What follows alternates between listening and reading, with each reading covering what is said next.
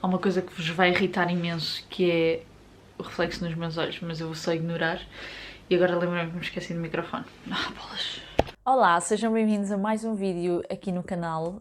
Hoje venho-vos falar como é que foi o processo de mudar de emprego. Aliás, não vos venho falar como é que foi o processo de mudar de emprego. Uma primeira parte em que eu vos explico como é que foi todo o processo, desde que fui às entrevistas, blá blá blá blá blá, e contei à minha entidade patronal, que agora digo estas palavras chiques, contei à minha entidade patronal que me ia embora e como é que se processou a partir daí. E depois, numa segunda parte, hei de vos dar feedback, como é que foi a primeira semana no novo trabalho e isso tudo, porque ainda não cheguei a essa parte. Eu decidi gravar este vídeo porque, na altura em que eu comecei a perceber, ok, este trabalho já não está a ir de encontro àquilo que eu procuro e não me está a trazer tantos frutos naquilo que eu mais gostaria, ok, vou ter que tomar a decisão. Então o que é que eu faço? O que é que a Filipa faz? Vai tentar perceber como é que se processa toda a parte do despedimento / negociar com a outra entidade / não ferir suscetibilidades desta entidade onde eu estou, é assim um pouco difícil de gerir. Senti necessidade em fazer isto, não só porque não tinha conhecimento de como é que se processavam as coisas, como também acabei por, na altura, pesquisar na internet e honestamente não encontrei muito além das típicas coisas de a parte mais, diria, legal, que temos que dar X dias à casa, que tem que ser mútuo acordo das férias, que tens direito a X subsídios de férias, versus blá blá blá, comparando com o número de meses e anos que trabalhaste bem. Essa parte técnica eu honestamente não vou entrar aqui, porque há todo um site e vários sites na net que explicam essas questões, mas eu posso deixar aqui em baixo essa parte mais legal, aquilo que eu encontrei, vale o que vale. Mudar de emprego é assustador, não vou mentir. Foi a primeira vez que eu fiz e, obviamente, que é assustador. E acredito que seja a primeira, segunda, terceira ou quarta, é sempre assustador. Questões de evolução profissional, a parte de não evoluir monetariamente ou em termos mesmo de realização pessoal, a parte de ter um mau ambiente no trabalho, a parte de não ser exatamente a área que nós estávamos na expectativa de ser e que efetivamente podemos nem gostar e querer mudar de área, ou simplesmente pensar, ok, aqui já fiz o que tinha a fazer, queria mudar de algum tipo de funções, mesmo que seja na própria área, mas aqui não consigo, portanto, vou à minha vida. O que eu quero dizer é que há muitas razões que podem levar a querer mudar de emprego. A partir do momento em que questionas 1, 2, 3, 4, 5 vezes, se calhar está na hora de ir embora. Independentemente de tudo o que digam, hoje em dia não há carreiras de 40 anos na mesma empresa e acho que faz sentido haver caso se sintam completamente realizados e tudo mais, mas a verdade é que infelizmente a oferta de trabalho hoje em dia deixa um pouco a desejar, e acho que nós também, falo por mim, se não existir evolução, se eu fizesse sempre a mesma coisa durante 40 anos, eu farto-me muito rapidamente. Eu quero mexer em muita coisa, aprender. Eu só queria dizer que é válido, que existem muitas razões que nos podem levar a tomar esta decisão e que só temos que nos justificar a nós mesmos, na verdade. Quando finalmente tomamos a decisão de queremos mudar de emprego, está então na altura de estabelecer algumas prioridades. Está na altura de organizar as ideias, ok, eu quero mudar de emprego por causa disto, eu sinto que estava quase a aceitar propostas que não iam de encontrar aquilo que eu queria. E se não ia de encontrar aquilo que eu queria, mais valia ficar onde eu estava. Porque às vezes podemos sentir a necessidade de simplesmente sair daquilo e correr o risco de ir para pior, mesmo já sabendo que íamos para pior. Não vou dizer que a maioria das propostas cumprem, porque no meu caso não cumpriu todos os meus requisitos, mas cumpriu grande parte deles. Daí eu ter decidido abandonar a empresa onde eu estava para adotar uma nova empresa.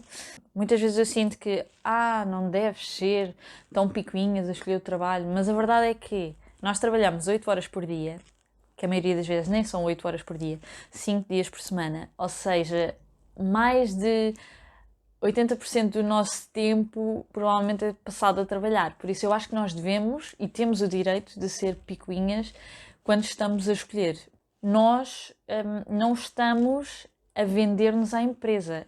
Para mim, contratar alguém ou ser contratada é um interesse de mútuo acordo, ou seja, eu tenho que ganhar como tenho que dar. Assim como a empresa tem que ganhar algo por me contratar, mas também tem que me dar porque eu estou a contribuir, né? No fundo é uma parceria, na minha opinião. Por isso eu acho sem dúvida que devemos criar uma lista de requisitos e a partir daí procurar as ofertas que pareçam mais interessantes para nós. E pronto, depois aí candidatarmos. Enviei várias candidaturas, a maioria delas foi através do LinkedIn, que tem muitas ofertas, mas também pesquisei em cargas de trabalho, SAP Emprego, e por aí. A experiência que eu tenho destas poucas entrevistas, que são quase nenhumas, há um primeiro contacto, perguntam se estaria interessada em fazer uma pequena entrevista telefónica, por acaso fiz telefónica das várias vezes.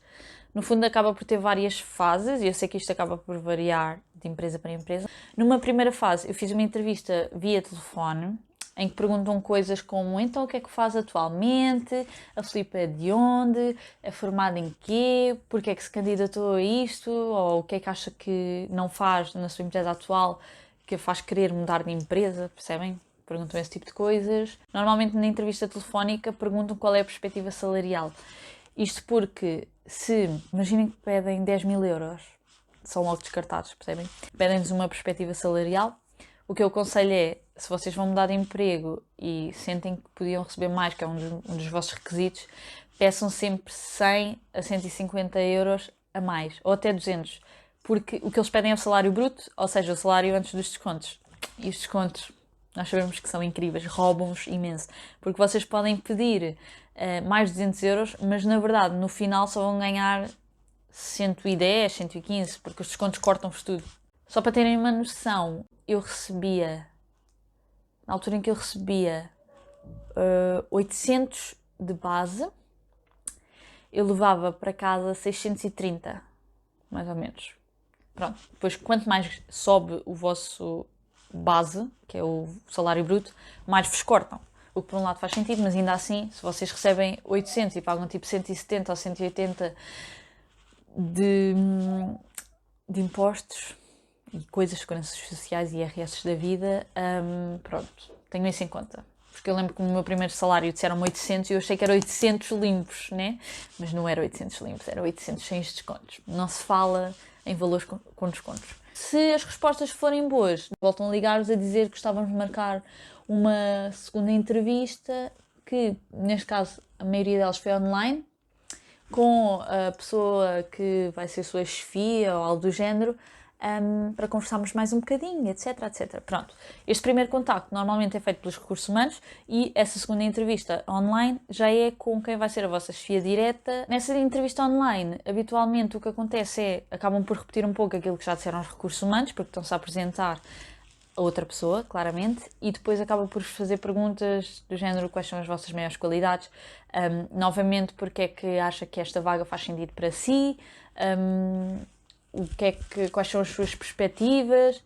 Nesta segunda entrevista podem também pedir-vos para responderem a algum desafio que vos ponham, ou seja, mais ao detalhe, pediram: ok, então mande-nos por e-mail até segunda-feira, acho que era quinta-feira e pediram-me até segunda-feira, a proposta de, neste cenário que apresentou, se tivesse que fazer todo um plano de ativação de loja, o que é que faria? Por isso eu fiz uma apresentação para aí com 8 slides, em que eu analisei a marca, tentei perceber o que é que eles faziam, ou seja, vi as redes sociais todas dele, LinkedIn, vi o site, pronto. E com base em toda uma análise, um bocado superficial, mas ainda assim queria mostrar que tinha visto o que é que eles andavam a fazer, enviei uma proposta via PowerPoint. Eventualmente, onde-vos responder e disse: passou à fase final, agora vai ter entrevista presencial, e aí normalmente já é com a pessoa que está acima da minha chefia, ou seja, a chefia da minha chefia, ou com o diretor de marketing, ou o que seja. E aí no fundo acaba por ser um pouco mais repetitivo, fazem perguntas um pouco mais desafiantes. Assim, eu não quero estar a dizer que tipo de perguntas é que é, porque varia de área para área, varia de empresa para empresa, mas é um pouco mais intimidante até para perceber de que forma é que nós reagimos. Depois destas entrevistas todas, ligam-vos a dizer: temos as condições do contrato para vos apresentar, ou seja, quase na quarta ou quinta vez em que já tiveram interação com a empresa é que vos vão apresentar a proposta. O processo é muito demorado, é cansativo, é frustrante, imagino. É umas semanas de nervos, porque ao mesmo tempo vocês estão a ir a entrevistas e ainda estão na vossa empresa atual. A mim o que eu sentia era que estava a trair a minha empresa, o que é ridículo, ok? Mas eu estou a compartilhar isto, para o caso de vocês sentirem a mesma coisa, acho que faz parte. Quando finalmente chega a proposta e é aquilo, ou pode nem ser aquilo, porque vocês têm que fazer umas contas. O que é que vocês fazem? Apresentam-vos a proposta e vocês dizem, podem-me dar algum tempo para pensar, um dia ou dois, estão a ver? Vocês têm que tentar gerir, porque assim, depois vai ser o lado que vos quer contratar e dizer, temos outra pessoa, estamos indecisos entre ti e outra pessoa, o que pode ser verdade ou não. Portanto, tem esse lado a pressionar. Depois tem o outro lado em que vocês vão ter que dizer, olha, fizeram-me esta proposta, estou a pensar em aceitar. Ou não, podem só aceitar e só depois informar, mas eu escolhi por abrir o jogo de estou a pensar aceitar. Nós temos que tentar fazer aquilo que é mais correto para os dois lados, mas mais do que isso, fazer aquilo que é correto para nós. Eu tentei que vocês me fizessem algumas perguntas e uma das coisas que me disseram foi que não deve ser fácil sair de algo certo e da zona de conforto para algo que de certa forma é desconhecido. E é verdade, porque eu saí de uma empresa que, além de estar há muito tempo, nós quando temos a mesma rotina diariamente, já sabemos quem são as pessoas, já sabemos quem são os fornecedores, já sabemos o que reagir ou como reagir quando acontece assim alguma urgência e de repente vamos deixar todo esse historial que tivemos, que apesar de acabarmos por levar connosco muitas aprendizagens, vamos deixar tudo isso arrumado tipo num baú e vamos mudar completamente. Mas ao mesmo tempo eu devo a mim mesma sair da minha zona de conforto se isso for o melhor para mim.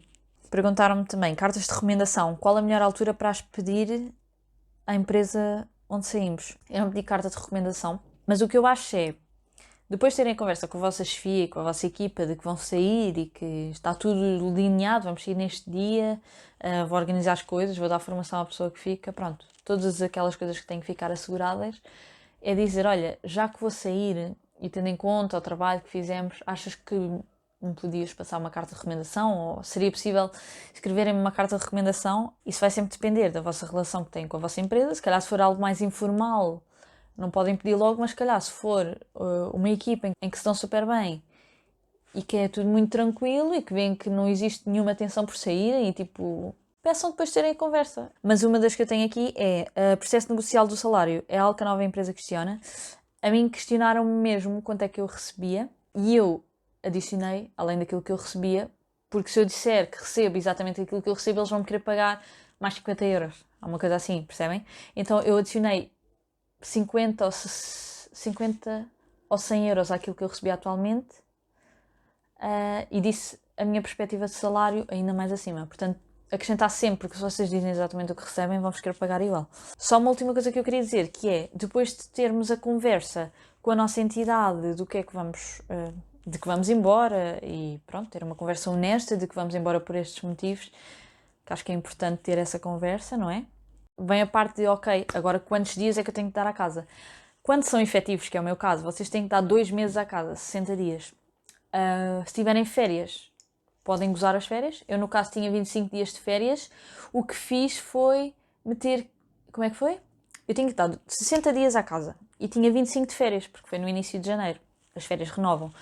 Então, eu na teoria podia trabalhar um mês e tirar 25 dias de férias e depois assumir um novo trabalho. O que eu fiz foi trabalhar um bocadinho mais que um mês, meti 15 dias úteis de férias e depois ainda sobra 10 dias que a empresa me vai pagar, me vai remunerar, além de todos os acertos, que acho que é 2 subsídios de férias, mais isso. Acho que é. Mas uma coisa que eu quero mesmo aconselhar, que é, quando tem essa conversa, 1 ou 2 dias depois dizem, ok, eu estou a planear fazer isto desta forma, também para a vossa equipa perceber com o contar. E se têm férias é a melhor forma de o fazerem, porque acabaram o trabalho e depois mudar tipo o chip no dia a seguir para outro trabalho, é complicado. Por isso, super aconselho a tirarem férias. Se tiverem dúvidas ou se eu não tiver dito alguma coisa aqui, podem deixar um comentário que eu respondo aos comentários com aquilo que eu puder ajudar.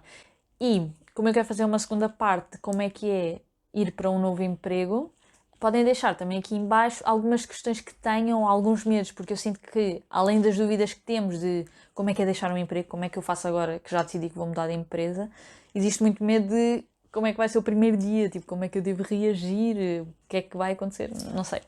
Pelo menos eu estou nervosa por isso. Acho que faz parte. Ficamos por aqui no vídeo de hoje, espero muito que tenham gostado e vemo-nos no próximo. Tchau!